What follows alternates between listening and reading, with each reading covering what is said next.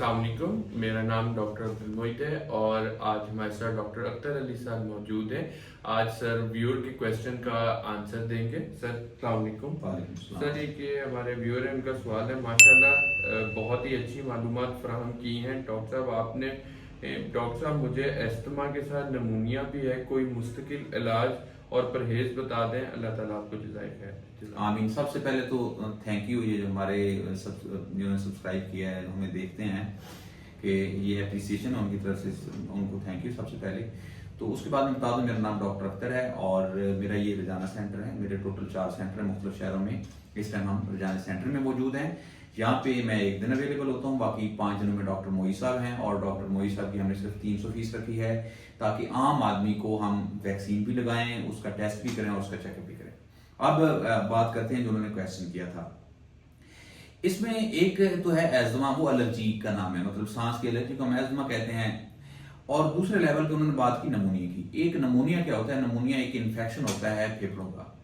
ये क्यों होता है? ये वायरस से भी हो जाता है, ये बैक्टीरिया से भी हो जाता है और ये फंगस से भी हो जाता है।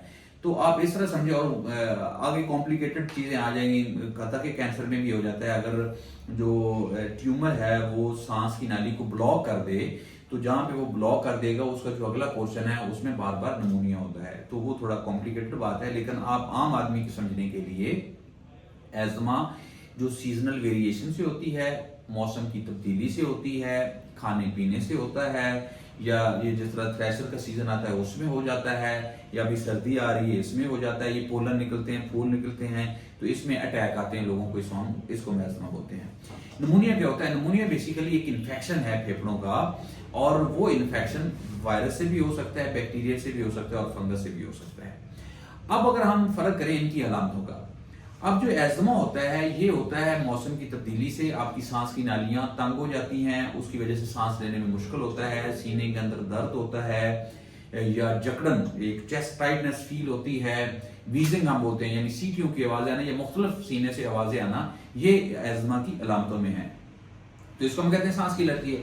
दूसरे लेवल पे जो नमूनिया है उसमें क्या होता है? बुखार होता है, तेज बुखार होता है। आमतौर पर शुरू में सिर्फ बुखार होता है, और शुरू में क्या होता है? खांसी होती है, जिसको हम कहते हैं खुश खांसी, dry cough.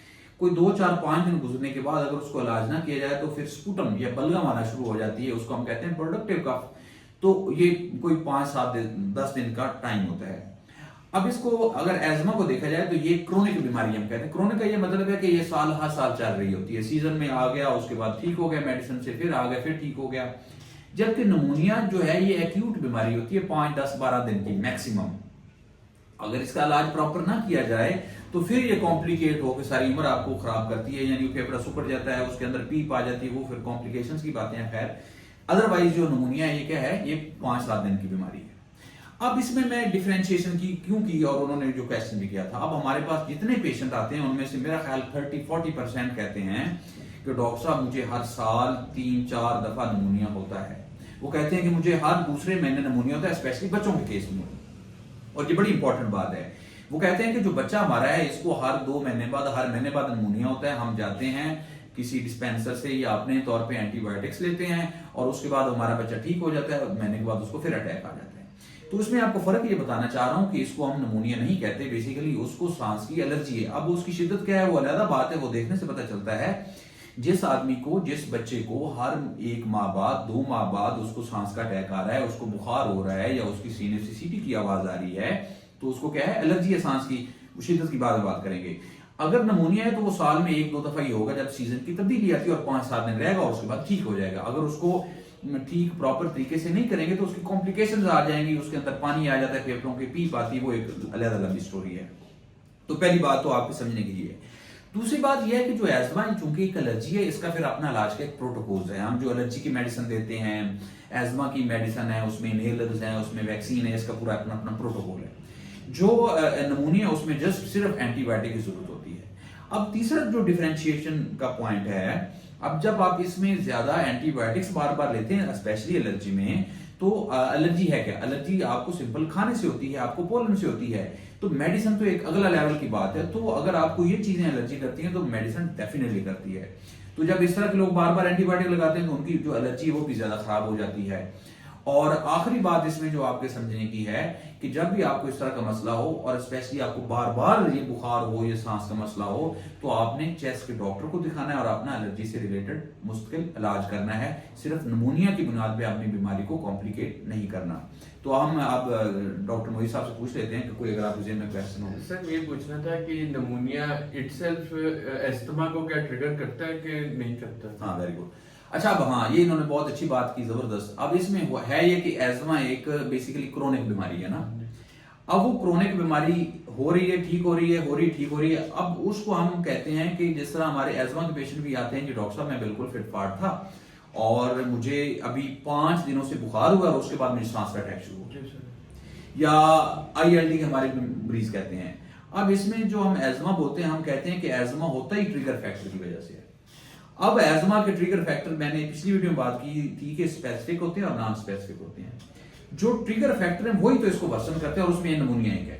For example asthma के 100 ट्रिगर फैक्टर लेट से, जिसमें मैंने बात की धुआं, डस्ट, ठीक है, और वायरस, तो इसमें क्या है कि उसमें एक नमूनिया एक फैक्टर है ट्रिगर करने का, ज्यादा करने का। तो बेसिकली जिस बंदे को पहले एज़मा चल रहा है, जब उसको नमूनिया होगा तो उसको बहुत ज्यादा शिद्दत से अटैक आ जाएगा। तो इसका ये मतलब नहीं कि इसको सिर्फ नमूनिया बार बार हो रहा है। मतलब इसमें हम ये कहेंगे कि आम आदमी को समझाने के लिए कि पेट्रोल पड़ा था, उसको तीली लग गई, आग लग गई, तो हम उसमें ये नहीं कहेंगे कि मतलब जो है ना, हम इधर फर्श पे अगर गिरा दें तो आग नहीं लगेगी। बेसिकली उसको एज़मा अंडरलाइंग था, नमूनिया इसको वर्सन कर दिया। तो अब सिर्फ नमूनिया उसकी बीमारी नहीं, उसमें बेसिकली वो एड अप हो गया।